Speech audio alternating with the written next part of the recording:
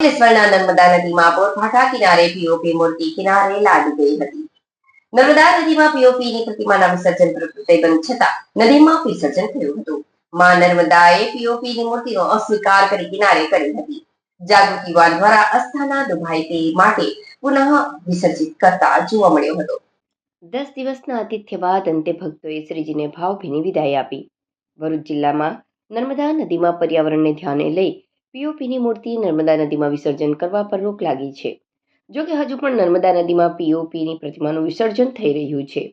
તેના બોલતા પુરાવા રૂપે અંકલેશ્વરના બોરભાઠા કિનારે પીઓપીની પ્રતિમા લાદી ગયેલી જોવા મળી રહી હતી. નાની પ્રતિમાઓ કિનારે અડીને એક જાગૃત નાગરિકે જોતા જ તેને પુનઃ નર્મદા નદીમાં વિસર્જિત કરતા જોવા મળ્યો હતો. જો આ યુવકના પ્રયાસ પ્રશંસનીય હતો કે આ સ્થાને ઠેસ પહોંચે એ પૂર્વે પુનઃ વિસર્જિત કરી હતી. અત્રે ઉલ્લેખનીય છે કે નર્મદા નદીમાં જો ખરેખર પીઓપીની પ્રતિમાનું વિસર્જન પ્રતિબંધ છે તો પછી અંકલેશ્વર નર્મદા કિનારાના ગામો ભરૂચના તેમજ જાડેશ્વર કુકરવાડા કિનારે તેમજ ભાડભૂત ખાતે નર્મદા નદીમાં જ વિસર્જન થાય છે તે વિસર્જન તંત્ર અટકાવી શકતું નથી એ વાત ચોક્કસ છે.